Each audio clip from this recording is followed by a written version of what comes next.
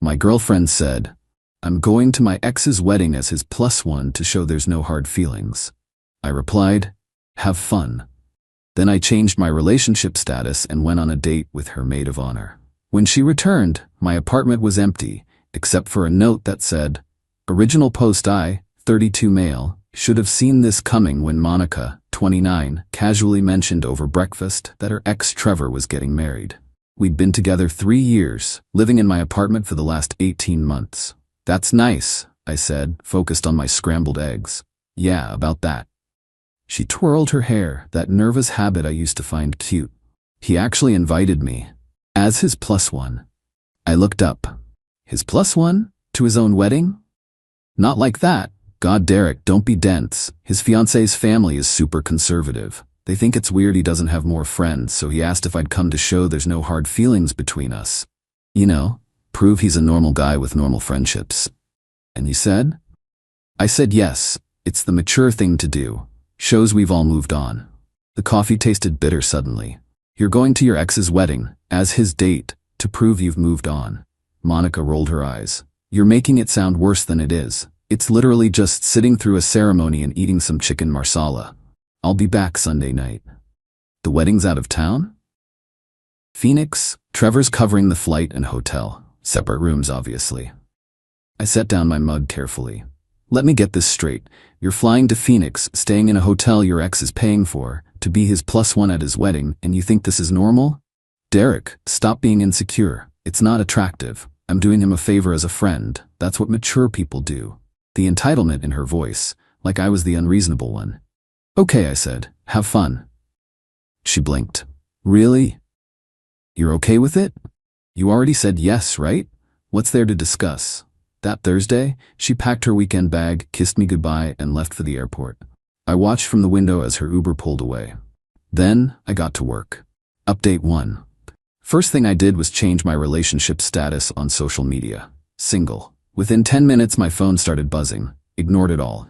Second thing, I texted Heather. For context, Heather was Monica's maid of honor from her sister's wedding last year. We'd hit it off at the rehearsal dinner, bonding over Monica's tendency to make everything about herself. Nothing inappropriate happened, but there was definitely a vibe. She'd mentioned once, after a few drinks, that Monica had interesting priorities. Hey, weird question. Did Monica tell you about this weekend? The Trevor thing?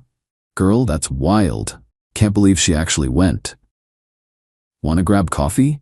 I could use a reality check. Heather, wine would be better. Vin Rosa at 7. That evening, Heather showed up looking professionally annoyed. I told her it was disrespectful, she said before even sitting down. She laughed and said you were too secure to care about silly things. She what now? Oh yeah, she's been telling everyone you're totally fine with it. Super supportive. The perfect modern boyfriend who isn't threatened by friendship. I showed her my phone. 17 missed calls from Monica. Probably saw the relationship status change. Heather leaned back. You know what? Good for you. She's been walking all over you for years. Years? Derek, sweetie? Remember her birthday party? You paid for everything while she invited Trevor? The vacation you planned that she canceled last minute to help Trevor move?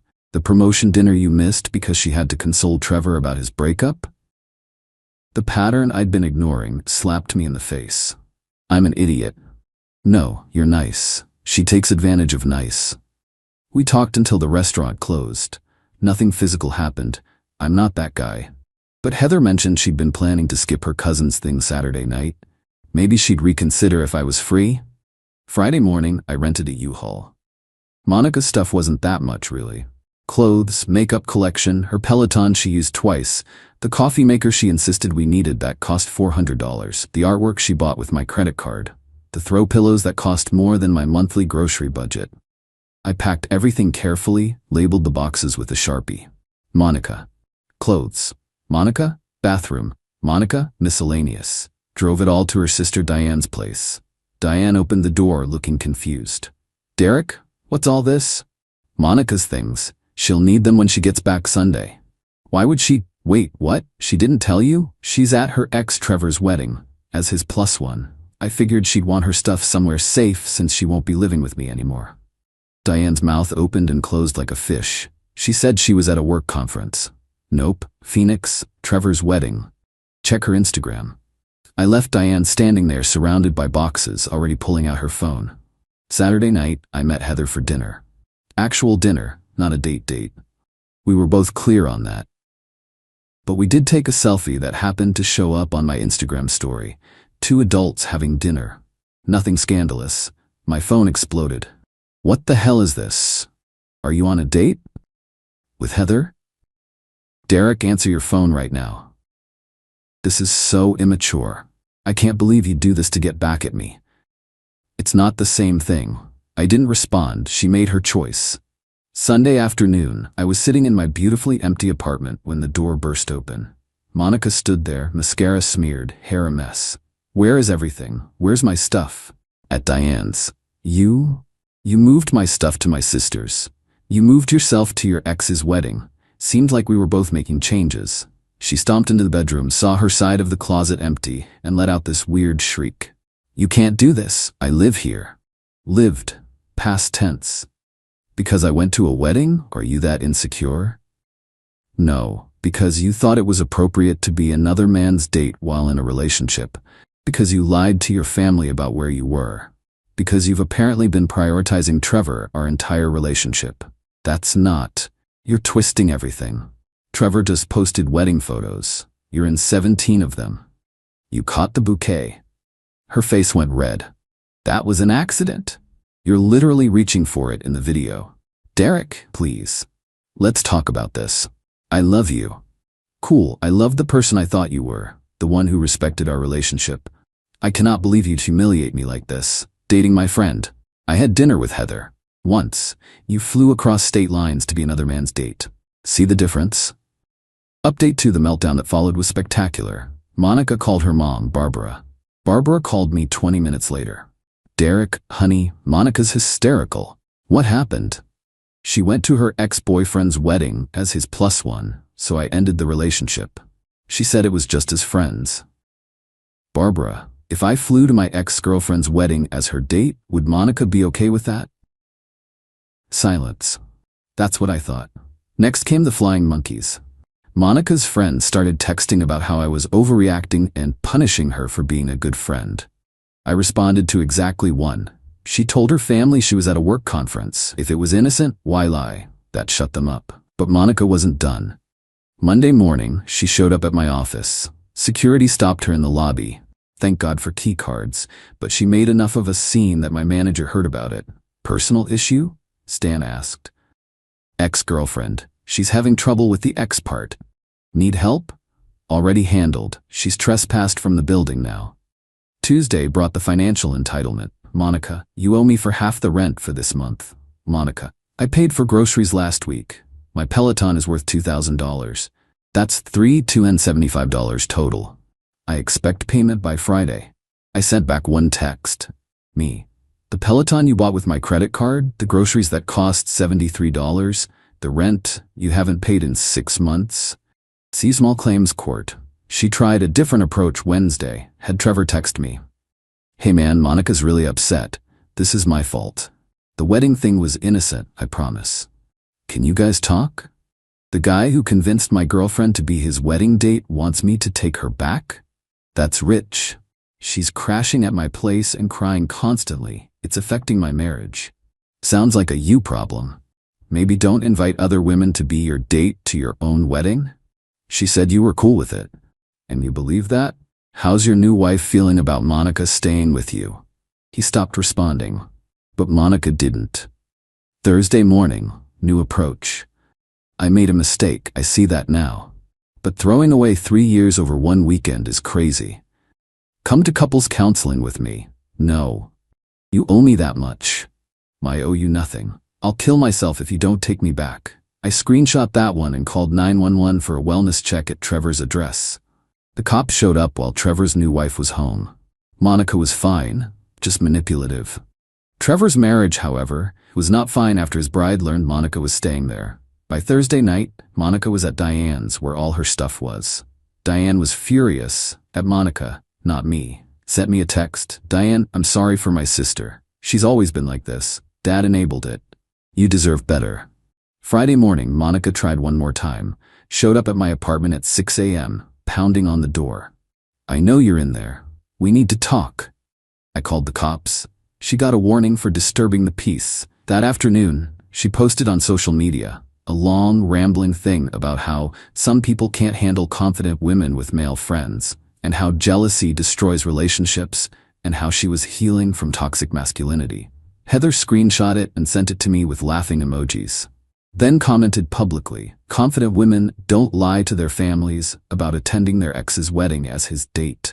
Healing from toxic behavior means acknowledging your own." The post got deleted within an hour. Update 3. The extinction burst hit different than expected. Saturday, a week after the wedding, I get a call from my landlord, George. Great guy, owns the building, we grab beers sometimes. "Derek, got a weird situation. Lady came by saying she's your girlfriend. Lost her key, needs me to let her into your unit. Ex-girlfriend, we broke up last week, she doesn't live here anymore. Figured as much when she couldn't tell me how long you'd been a tenant. Told her to pound sand, just wanted you to know." "Thanks, George, I'll handle it." But Monica wasn't done playing games. Sunday, she pulled the nuclear option. My parents called, both of them on speaker. "Mom, Derek, Monica just left. She was crying about wedding gifts." "What wedding gifts, Dad?" "She said you two were secretly engaged and she needs the ring back to pay for canceling wedding vendors." I actually laughed. "We were never engaged. I never proposed. There's no ring." "Mom, she showed us a receipt for a 3-carat diamond from Worthington's." "Send me a picture of it." They did. It was obviously fake. Comic Sans font for one thing. The store name was wrong. The total was $47,000, which, no. "Mom, that's faker than Monica's concern for our relationship. She's lying." "Figured as much. Your mother wanted to be sure. Girl seems unstable, son." Working on a restraining order. Monday brought the work drama. Monica called my company's HR department, claimed I was harassing her, that I'd stolen property, that I was creating a hostile work environment for her at a company where she doesn't work. HR called me in, looking exhausted already. "Mr. Garrison," Shirley from HR said, "we received a complaint from a Monica Fernandez? My ex-girlfriend, who I haven't contacted since we broke up 9 days ago? She claims you worked together. She's never worked here. I have documentation of her harassment if you need it." Shirley rubbed her temples. "Please." I showed her everything. The texts, the wellness check report, the trespassing warning from building security, the fake engagement receipt, the police warning for disturbing the peace. "I'll handle this," Shirley said. "We'll be sending her a cease and desist about contacting our company." Tuesday was quiet. Too quiet. Wednesday, I found out why. Heather called, "You need to see this." Monica had started a GoFundMe, "Help me escape my abusive ex." The story she wrote was fiction. According to her, I'd isolated her from friends, controlled her finances, and thrown her out for attending a family wedding. She needed $5,000 to start over safely. It had raised $300. I contacted GoFundMe with my documentation. The page was down within 2 hours. But the best part? Trevor's wife donated $5 with a comment, "Maybe don't stay with my husband after being his wedding date." Trevor was apparently sleeping in his car now. Thursday, Monica made her final mistake. She used the spare key she'd secretly made. Except I'd installed a camera after the first incident. Got a crystal clear video of her entering at 2 p.m. while I was at work. She didn't steal anything. No, she did something weirder. She rearranged everything. Furniture moved slightly. Pictures rehung at different angles. Books reorganized. Probably thought she'd make me think I was going crazy. Except she didn't know about the camera. I called the cops immediately. Showed them the footage. She was arrested at Diane's house for breaking and entering. Diane called me. "I'm done with her. Bail her out? She can figure it out herself. Mom and Dad are done too after the fake engagement stunt." Monica spent 2 nights in jail before Trevor bailed her out. His wife promptly filed for divorce after less than 2 weeks of marriage. Final update. It's been 2 months now. The restraining order was approved. 2 years, no contact. Monica had to plead down to misdemeanor trespassing and got 6 months probation plus community service. Last I heard through the grapevine, she's living with her parents in Tucson. Trevor's divorce was finalized in record time.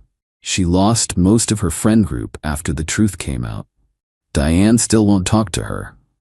She's working at a call center. The satisfaction isn't from revenge, it's from the clarity.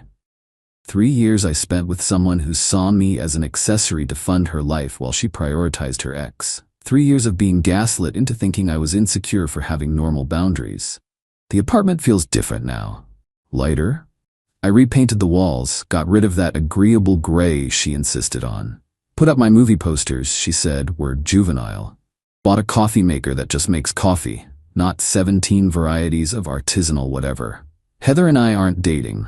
We both agreed that would be weird timing. But we're friends, real friends. She introduced me to her cousin Lisa. We've been on 3 dates. She thinks the whole Monica story is wild but validating. She's never asked me to skip work to help her ex move. The note?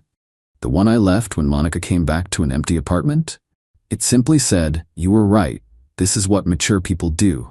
They move on." She kept it apparently. Diane found it in Monica's stuff when she finally came to get her boxes last week. Said Monica had scribbled all over it with red pen, writing things like immature and manipulative. And small dick energy. Diane took a picture and sent it to me with crying laughing emojis. We're still cool. Last week I got a notification. Monica tried to connect on LinkedIn. The message said, "Hope you're well. I've grown a lot. Coffee sometime?" Screenshot it for the restraining order file and blocked her there too. Some people never learn. They just find new platforms to be entitled on. But that's not my problem anymore. My only problem now is deciding whether to paint the bedroom navy or forest green. Lisa likes green. Green it is.